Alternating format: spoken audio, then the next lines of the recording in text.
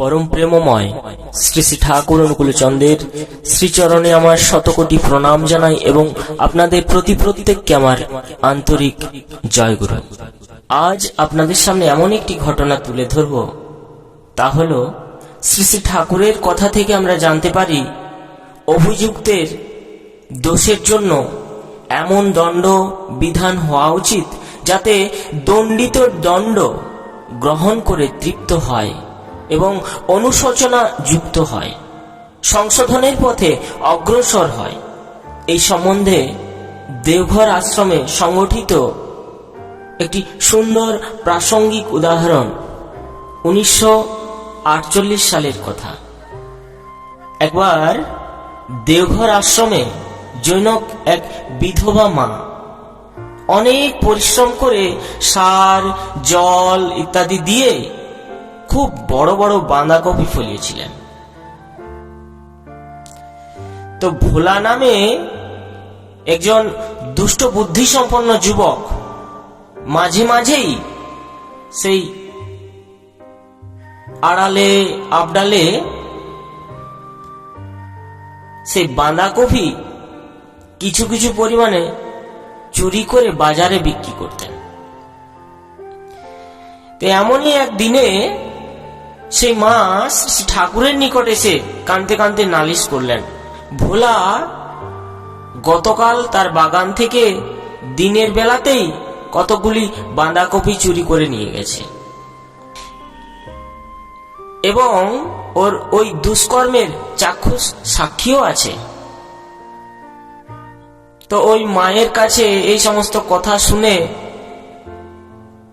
শ্রী শ্রী ঠাকুর পরের দিন সকালে ভোলাকে ডেকে পাঠালেন এবং সেই মাটিকেও সাক্ষ্য প্রমাণ সহ উপস্থিত থাকতে বললেন। তো যথা সময়ে উভয় পক্ষ নিজের সাক্ষ্য প্রমাণ সহ বড়াল বাংলার সামনে দুটি গাছের নিচে উপস্থিত হয়ে শ্রী শ্রী ঠাকুরের ঘুম থেকে ওঠার জন্য অপেক্ষা করতে থাকলেন। শ্রী শ্রী ঠাকুর বাইরে আসতেই উভয় পক্ষ অভিযোগ প্রত্যাভিযোগের গোলযোগ শুরু করে দিল। দয়াল কিন্তু সেদিকে নজর না দিয়ে নীরবে তামাক সেবন করতে থাকলেন।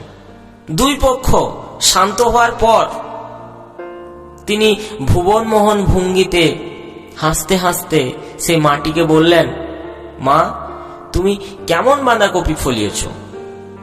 একটা ঝুড়ি করে 6টা নিয়ে এসো দেখি। তো সেই মাটি কতটা অনিচ্ছা সত্ত্বেও উঠে গেলেন বাঁধাকপি আনতে। সেই সময় শ্রী শ্রী ঠাকুর ভোলাকে বললেন, তুই সব সময় এমন দুষ্টুমি করিস কেন? তোর অভাব হলে আমাকে এসে বলতে পারিস। তো সেই ভোলা সে কিন্তু তার সামনেই অর্থাৎ শ্রী শ্রী ঠাকুরের সামনেই সমস্তই অস্বীকার করে বলতে থাকে, না ঠাকুর, আমি বাঁধাকপি চুরি করিনি। তো ওই মা আমার উপর আক্রোশ করে মিথ্যা অভিযোগ করছে, আমার সাক্ষীরা দেখেছে গতকাল আমি বাড়িতেই ছিলাম না। ইতিমধ্যে বাঁধাকপির ঝুড়ি নিয়ে সেই মা ফিরে এসেছেন। ভোলার কথা শুনে তেলে বেগুনে জ্বলে উঠলেন এবং বললেন, লোকটা কি মিথ্যাবাদী ঠাকুর? গতকাল আমার নিজের মা রান্নাঘরের জানলা দিয়ে দেখেছে ভোলা খালি হাতে আমার বাগানে এলো আর ব্যাগ ভর্তি করে বাঁধাকপি ভেঙে নিয়ে চলে গেল। শ্রী শ্রী ঠাকুর কথা না বাড়িয়ে ভোলাকে বললেন, ভোলা, দেখ তো মা কত বড় বড় বাঁধাকপি ফলিয়েছে। ভোলা মাথা নিচু করে একটা বাঁধাকপি তুলে দেখে বলল, ঠাকুর, এত বড় বাঁধাকপি আমি এই প্রথম দেখলাম। তো এই কথা শুনে মাটির রাগ একটু কম মনে হলো। এবার ঠাকুর বললেন, ভোলা, তুই তো বাজারে যাস, দেওঘরে এই আকারের বাঁধাকপির দাম কত হতে পারে? তো সেই ভোলা উৎসাহিত হয়ে বলে উঠল, ঠাকুর, এই বাঁধাকপির দাম 20 পয়সার কম হবে না। গতকাল আমি এর চেয়ে ছোট ছোট বাঁধাকপি 17 পয়সায় বিক্রি করেছি। তো ভোলার কথা শুনে শ্রী শ্রী ঠাকুর প্রাণ খুলে হাসতে লাগলেন। তো সেখানে আরো যারা উপস্থিত ছিলেন সবাই হাসতে থাকলেন।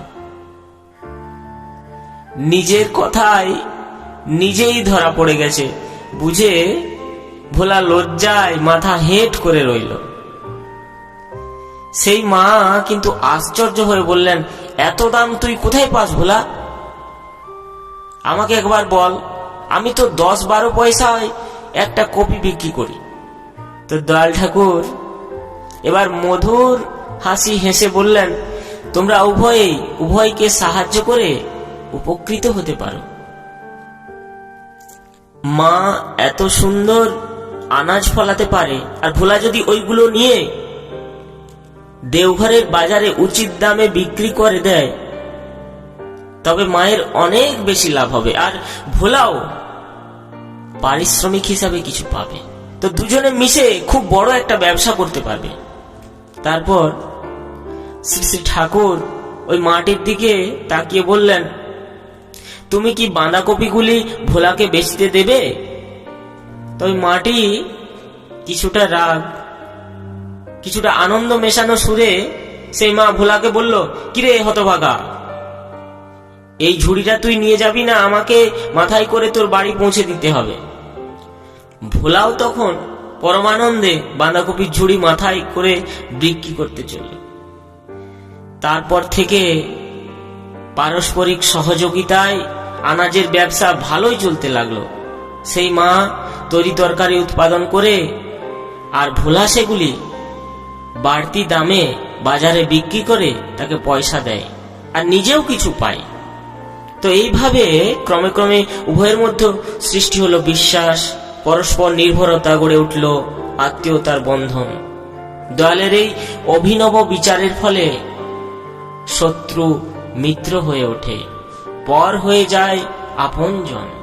তো একই রকম ভাবে শ্রী শ্রী ঠাকুরের এই বিচার ব্যবস্থায় অভিযুক্ত ও অভিযোগকারীর মধ্যে সালিশ বা কম্প্রোমাইজকেই গুরুত্ব দেওয়া হয়েছে। এর ফলে উভয়ই তৃপ্ত হয় এবং উভয়ের মধ্যে বিরোধ ভাব দূর হয়ে মলিনের সেতু রচিত হয়।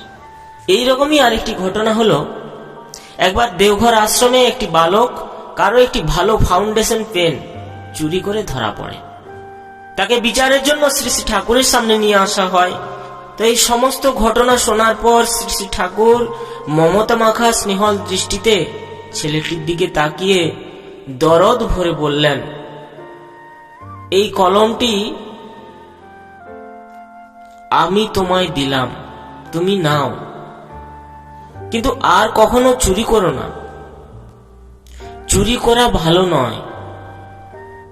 এই কথায় তার অমীয় ভালোবাসার স্পর্শ পেয়ে ছেলেটির গভীর অনুশোচনায় কেঁদে কেঁদে হাত জোর করে শ্রী শ্রী ঠাকুরকে বলে, ঠাকুর, আমি আর জীবনে কোনোদিন চুরি করব না, কিন্তু এই কলমটি আমি নিতে পারবো না, দয়া করে আপনি আমায় ক্ষমা করুন।